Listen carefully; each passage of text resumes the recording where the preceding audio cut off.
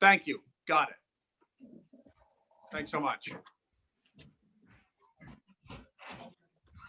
Good evening and welcome to Worse. This is stories of strength and inspiration from the old days. Times are tough, but we'll get through this. We've been through worse. Tonight we start with the holy trinity of bomb disposal. The Blitz happened in England from September of 1940 to May of 1941, when the Germans, having just conquered France, were attempting through aerial attacks to prepare England for an invasion. And the British successfully fought them off. This is what the time period the British called the Blitz. The German Luftwaffe dropped thousands and tens of thousands of tons of bombs on cities all over England. And part of what would happen is that not all these bombs would go off. And so there were bomb disposal units created both within the military and within private volunteer organizations. There was a particularly famous one that was known as the Holy Trinity of Bomb Disposal. This consisted of Charles Howard, the 20th Earl of Suffolk, his secretary, Eileen Morden, and his chauffeur named Fred Hards. And these three people from very different parts of British society went around defusing bombs. Charles Howard had already distinguished himself earlier in the war as a sort of a gentleman adventurer when, as France was falling several months before, he began as a bomb disposal expert, helped to get some nuclear physicists out of Europe, and also a lot of heavy water, which was a very laboriously produced material that was necessary for the creating of nuclear bombs in those days. They didn't want it to fall into the hands of the Nazis. And he got these scientists, heavy water, and a couple of $1 million in diamonds from Antwerp on a ship and got them safely over to England before that part of France fell to the Nazis. So he already had a reputation as being a guy who got things done.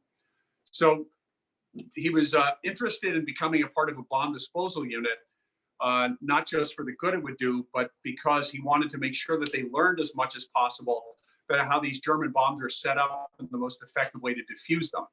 So he took a scientific approach to it, as well as a practical approach to it. So they got themselves a van, which is not what we imagine as a van right now, but it was what the British call a van. And they traveled around the country diffusing bombs. They got 34 of them before one of the bombs finally got them. Something that hit me was that the Blitz came in waves. Me a little bit of the coronavirus epidemic is happening now. And that's how it was for them. The Nazis bombed them for nights on end. Then they let up for a little while. Then they hit them again. Then they changed their targets. They went from bombing one part of the country to bombing another part of the country. And it's hard to keep your spirits up when something seems to get better and then it gets worse. But that's what the British had to do. And so some of these bombs obviously would hit the ground and not explode. And it wasn't as straightforward a matter as you might imagine. These bomb disposal units were not simply approaching bombs that were laying on the ground and figuring out how to defuse them. Sometimes these bombs had buried themselves like a dozen feet in the ground. Sometimes they had buried themselves under the rubble of a building. And so first they had to be excavated without exploding them, and then they had to be defused. So our team in question, the Holy Trinity of Bomb Disposal, went around in a red truck filled with tools. And the Earl, who was the head of the team, would be smoking a cigarette in a cigarette holder. And then at one point in the process, he would jokingly say to his secretary, "You should take this, I don't want it to get broken." And she would put it someplace out of the blast radius of the bomb, and then they would go to work on the bomb. So here's a story. Winston Churchill wrote a really amazing history of the Second World War. And one of the amazing things about it is that these are some of the most momentous events in world history, and they're being told in the first person. I mean, how many people can talk about some of the most important things that have ever happened in human civilization and say things like, and then but that's part of the way that Churchill tells his story. And this is what he had to say about this Holy Trinity. One bomb disposal squad I remember, which may be taken as symbolic of many others. It consisted of 3 people, the Earl of Suffolk, his lady private secretary, and his rather aged chauffeur. They called themselves the Holy Trinity. Their prowess and continued existence got around among all who knew. 34 unexploded bombs did they tackle with urbane and smiling efficiency, but the 35th claimed its forfeit. Up went the Earl of Suffolk in his Holy Trinity, but we may be sure that all the trumpets sounded for them on the other side. I love that. So thanks to Britannica.com, HistoryNet.com, Time Life's book, World War II, and the book series, The Second World War, written by Winston Churchill, for the accounts of those stories. I find that really inspiring. I don't know what you folks are eating while we're doing this, but I'm having tonight a steak, which I'm making my first ever attempt to cook over the fire. I ended up having to throw it directly on the logs. And a Dogfish Head 60-minute IPA, recommended to me by my old friend and roommate, Tom Kraus. This is a very good beer. And I hope you're enjoying what you're having as much as I'm enjoying what I'm having. Okay, next segment, history of the blues. And I don't mean music. An actor sits in his room. He's in despair about the future of his country. He spends a lot of time alone. He's drinking a bottle of whiskey a day. One afternoon, a friend comes by and says, "Come out for a drink with me." And he says, "Yes, anything to chase away the blues." A politician sits in his backyard. He's held important positions in the government and left them all under a cloud, often having to do with his own bad judgment. He gives speeches, but hardly anyone listens. The previous year, he was hit by a car in New York City. Most people think his best days are over.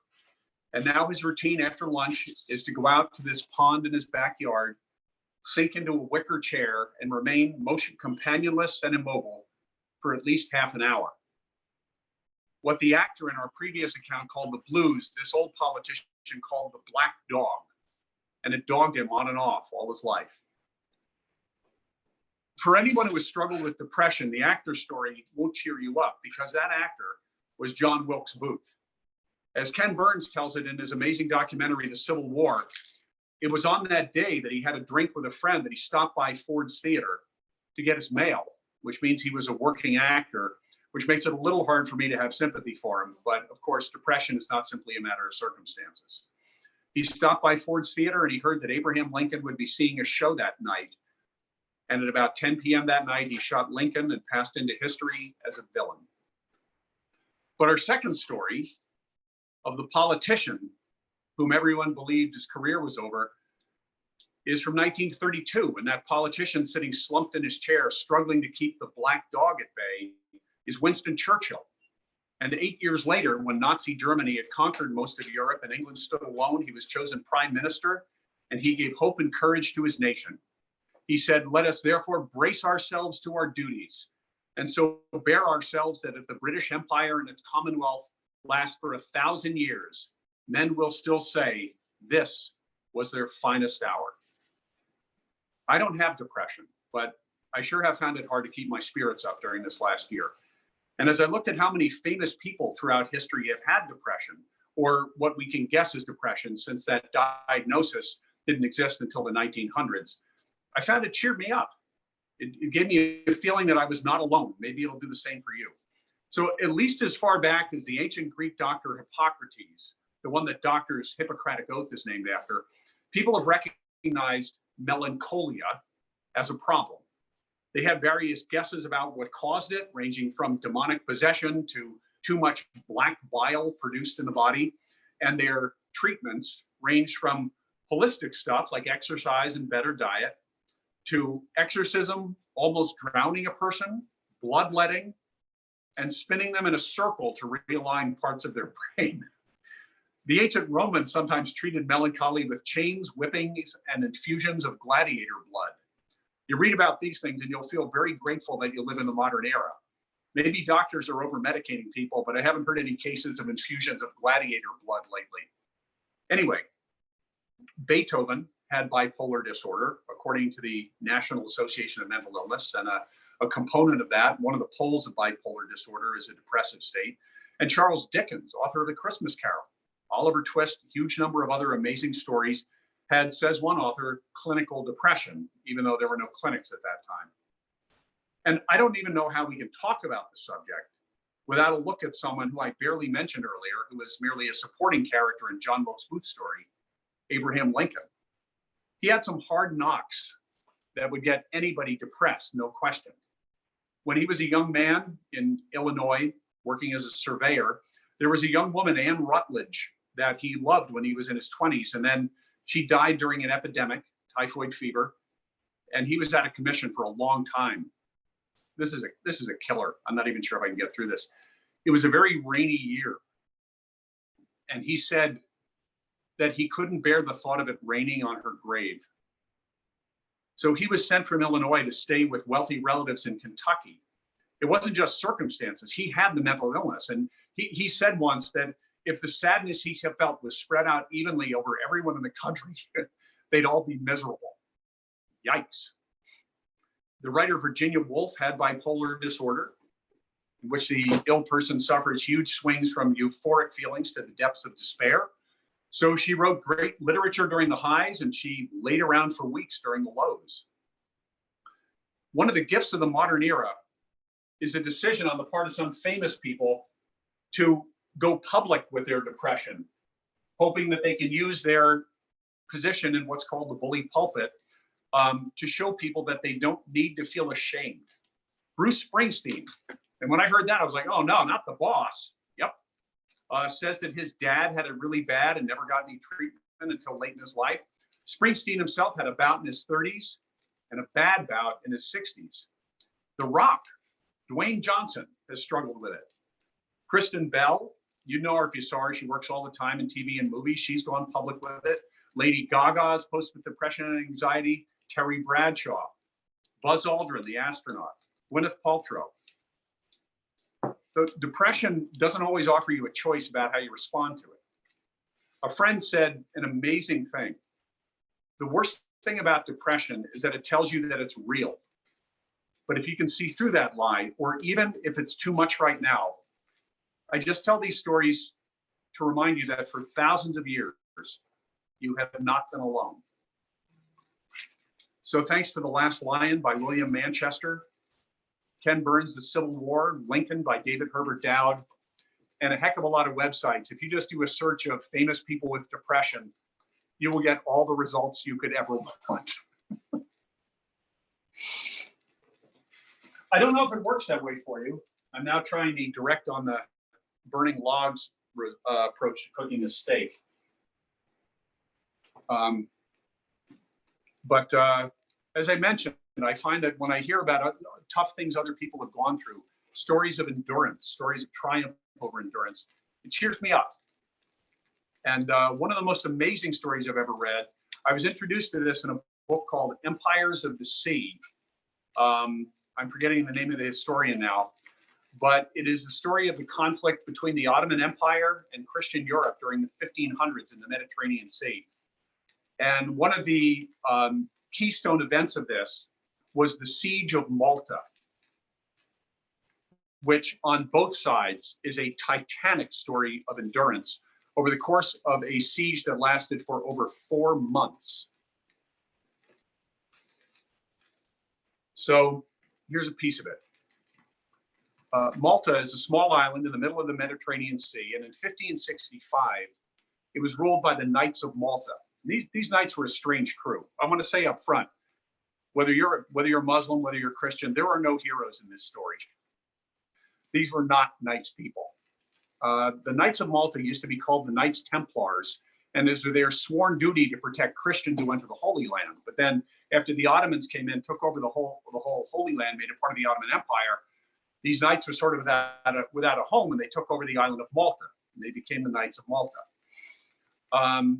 So you have these two groups strongly driven by religious zeal. The Ottoman Turks thought it was their God-given duty to expand by conquering new territories. The Knights of Malta were sworn to wage warfare in the name of Jesus Christ.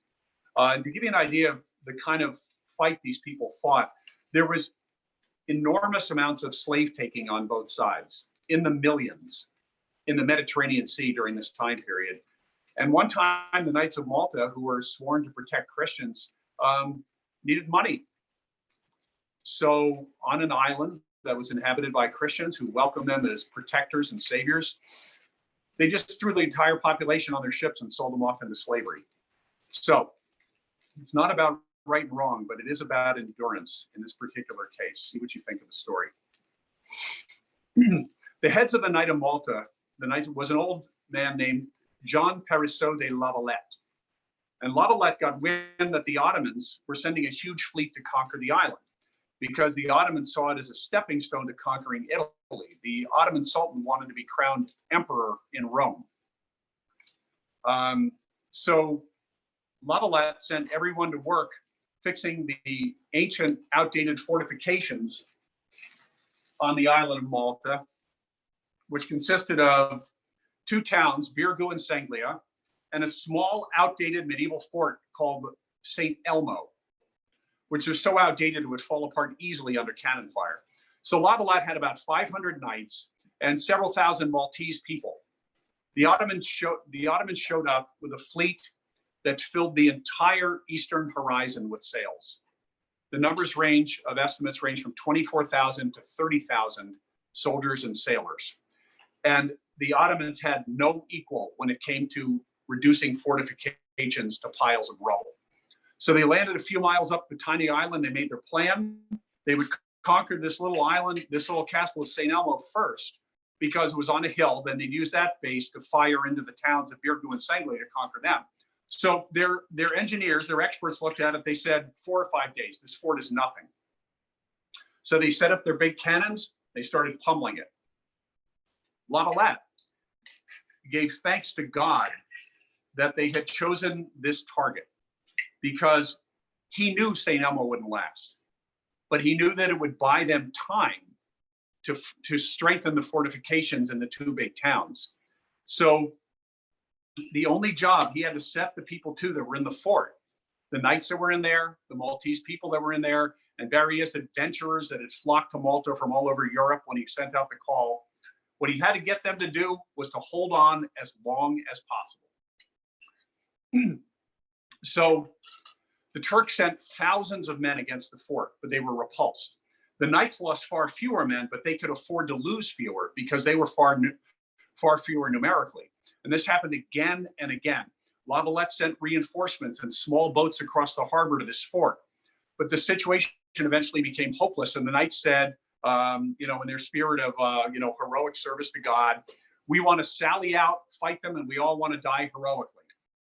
And Lavalette knew that this was not a way to slow down the Ottomans. So he said, okay, I'll tell you what. Any of you that don't have the guts to defend the fort, we'll have you come back here. The 2 people want to take your place. And that shut them up. And they resolved to defend the fort to the last man. So at one point, this is pretty gruesome, Lavalette sent over a stock of new weapons. They were called fire hoops. They were based on a circle made out of iron that was like a wagon wheel frame. It was wrapped in cloth and then soaked in liquid tar, then another layer of cloth, more burning tar, until it was as thick as a man's leg.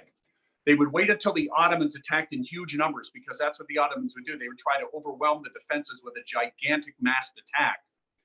And then they would light these fire hoops on fire, pick them up with tongs and lever them over the walls.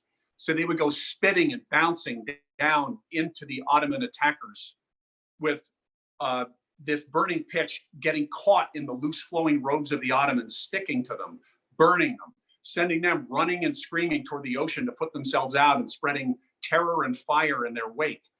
And this slowed them down for a while, but not for long. The tough-minded Ottomans were not easily discouraged by defeat. And but now with the 4 or 5 day siege stretching into weeks, they were starting to feel humiliated. And the Ottoman soldiers were saying to the Ottoman sailors were saying to the Ottoman soldiers, "You can't take this little fort." More reinforcements arrived, more cannon were set up. One night, the bombardment was so bad, they would always bombard in advance of an attack, that the people in the towns of Birgu and Sanglia thought that the fort had exploded and the whole thing was over. It was so brightly lit up that when they wanted to fire their own cannons in retaliation, they didn't even need to hold torches to see. It was like as bright as day in the forts across the harbor because there were so many cannons firing. So the next day they attacked again, but late in the afternoon, voices came across the water crying out in Italian and Spanish, "Victory, victory." But the Turks had captured one tower of the fort. And now they were firing on the defenders from above them and behind them. So the defenders had to crawl from position to position. Eventually, it got so bad that they realized that the end was near. There were only 60 or 100 men left. It was the 31st day of the siege. And this is, I think, a very touching fact. These men who were all Christian, most of them Catholic, confessed to each other because the priests in the fort could no longer reach them. They were having to crawl from place to place on their hands and knees. And so finally, with about 1,500 defenders have been killed, only about 100 remain. And the Turks finally took the fort. The 2 commanders left inside the fort were so badly wounded, they had themselves strapped to chairs and lifted into position. There was no gunpowder left. So the Ottomans didn't even need to duck anymore because there was no returning fire. The Ottomans were shooting at them and all they had left was pikes and swords. They fought to the last man, but the Turks had lost about 8,000 men trying to take this tiny little fort. And now they had turned their attention to the walls of Birgu and Sanglia. To be continued next week. My steak is done. Here's something in a different vein. This is from 2006. I remember this story, I looked it up. Apparently this has happened more than once. The title is, "Luckiest Man Survives Nail in Head." A 58-year-old man who survived a nail gun accident that drove a nail 3 inches into his head without causing major damage is being called the luckiest man a doctor ever saw. An X-ray of the nail in the anonymous man's head is being published in the New England Journal of Medicine.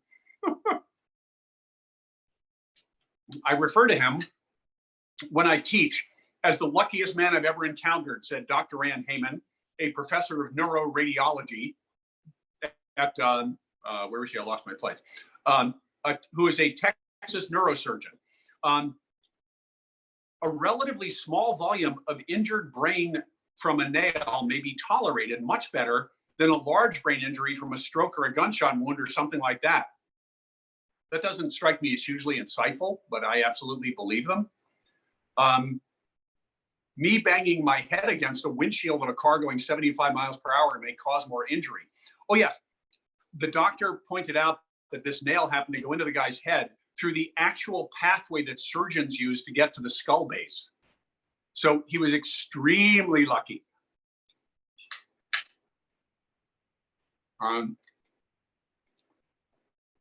So then there are other stories of people this have happened to with this big unlucky nail in the head. And then one subheading in this article is, can easily cause death. Thank you for the insight. On the other hand, projectiles such as a nail can easily cause rapid death by damaging critical sections of the brain. I'm not exactly who that qualifies as news for, but in light of the other things, somewhat interesting. Okay. So let's wind it back a little bit more, but stay in the United States. The Great Dayton Flood don't know if you've heard of this. In 2004, I worked in Dayton, Ohio, and all around town, there were markers on buildings that said, March 25th, 1913 flood level. And these were not especially low on the buildings either. So I started reading up on it a little, and it's a fascinating story. Dayton is at the confluence of 3 rivers and 2 creeks. And in March of 1913, when the ground was still frozen, rain started to fall. And 8 to 11 inches of rain fell in a few days. There were levees protecting the town, but the levees broke. And the streets were flooded in some places up to 18 feet deep. 300 people died, over 60,000 were homeless. Amidst all this, there were some really heroic acts. There was a guy named W.G. Sloan who got a boat. Now, I remember reading at the time, and he saved over 300 people during 68 hours of continuous service. He later played for the Dayton Marcos, which were a baseball team in the Negro Leagues. But before the flood even happened, John Patterson, who was the owner of the National Cash Register Company that's still in business as NCR Corporation, he looked at the rain, he looked at the levees, and being a wise and farsighted man, he said, we're going to have a flood. So in those days, cash registers were principally made out of wood. So he got his whole workforce turned over to building flat-bottom boats, and they built hundreds of them and rescued countless numbers of people from the flood. He also got his commissaries baking bread to help flood victims. So there are a couple of famous names associated with Dayton, Orville and Wilbur Wright. In 2009, there was a parade in downtown Dayton celebrating their great success as the creators of the first powered flight. But then things got tougher for them. In 1912, Wilbur Wright died of typhoid fever, the same thing that took Lincoln's young love, typhoid. And in 1913, Orville and his sister had to flee the floodwaters. But this is a city that 5 years later built more planes for the US military than any other. This was a World War I era aircraft, a DH-4, never heard of it. They built 4,587 DH-4s. And this is in a city that was demolished by a flood 5 years earlier. And in World War II, they made bomb sights, revolvers, aircraft propellers. And as you may know, the British had broken the German military code, but by 1942, the Germans got wise and they changed the code. So National Cash Register was put to work creating a machine to break the new code. And most of the work was done by WAVES, or Women Accepted in Voluntary Emergency Service, who lived in a camp in nearby Oakwood, and they worked right in downtown Dayton. That work wasn't declassified until the 1980s. Can't keep a good town down. So you hear the word providence sometimes. It refers to either when events randomly work out in people's favor, or in the Bible, it's a description of an aspect of God's action where he gives help when it's needed. Well, the great German German leader, Otto von Bismarck, back in the 1800s, is supposed to have said, there is a special providence that watches over children, drunkards, and the United States of America. He was a guy who looked at his world and knew a thing or two. Now, some people say Bismarck said it. Some people say Mark Twain said it. Some people say we don't know who said it. But if you look at our history, all the times we've had it bad, the times we've been divided and fighting among ourselves, and we always come through it stronger. So let's work like heck and trust to providence. Let's never give up, and let's believe we're lucky. We'll get through this. We've been through worse. Stay tuned in a couple of minutes for You, Me, and Shakes.